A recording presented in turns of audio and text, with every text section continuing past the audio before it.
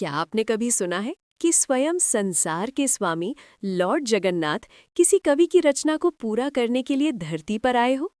भक्ति वार्ता जगह में हम सुनेंगे उड़ीसा के महान कवि जयदेव और उनकी अमर रचना गीता गोविंदा से जुड़ा एक ऐसा चमत्कार जो साबित करता है कि भक्त की थोड़ी सी हिचकिचाहट भी भगवान। बात 12th सेंचुरी की है।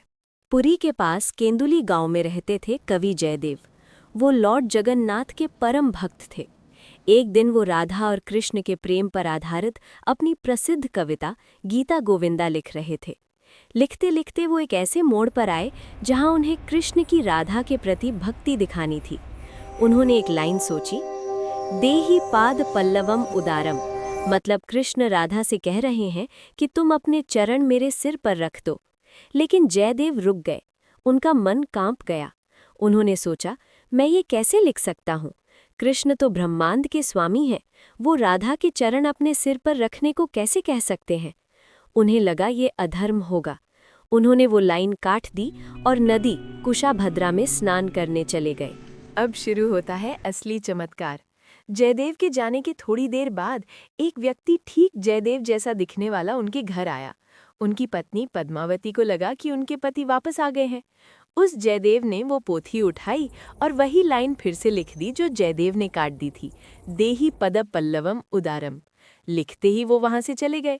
थोड़ी देर बाद जब असली जयदेव स्नान करके लौटे तो पद्मावती हैरान रह गई। उन्होंने पूछा, आप तो अभी आए थे और लिखकर चले गए, फिर से स्नान क्यों?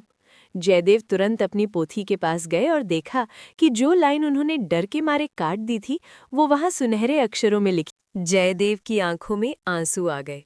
वो समझ गए कि उनका डर गलत था, क्योंकि प्रेम में कोई छोटा या बड़ा नहीं होता।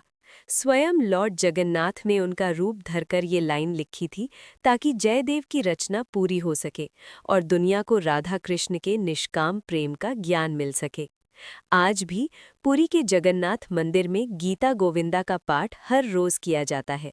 कहते हैं महाप्रभु को ये कविता इतनी प्रिय है कि वो इसे सुने बिना सोते नहीं हैं। उम्मीद है आपको जयदेव की ये पावन कथा पसंद आई होगी।